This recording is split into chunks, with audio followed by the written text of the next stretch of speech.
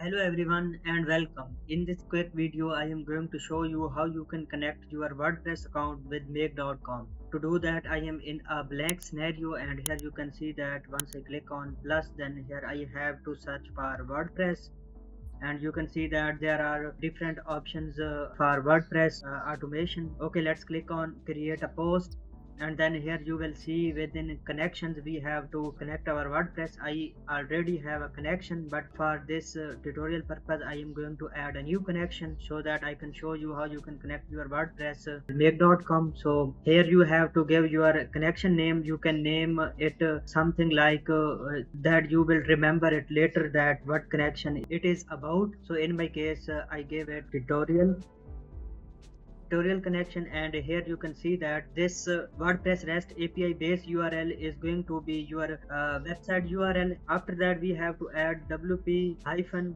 json and then this forward slash. Okay, so this is going to be our REST API URL. For API key we have to install make connector plugin on WordPress. So you can copy the name here and then go to your WordPress and then in add plugin here search for make connector, and this is the plugin you have to install. So I have already installed and activated. So once you activate it, then at the left side you will see a button that says make. You have to click on it and here you can see the journal settings, and here in settings you can see the API key. So here I am going to reveal it and copy. You can leave the other settings by default, and once you reveal it then you can copy and come back to make.com, and here in API key you have to paste it and keep rest of the settings as default and click on save.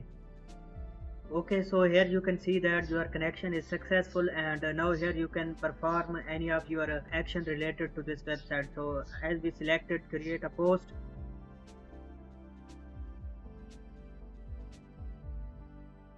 let's leave everything empty and let's click on save and run this module.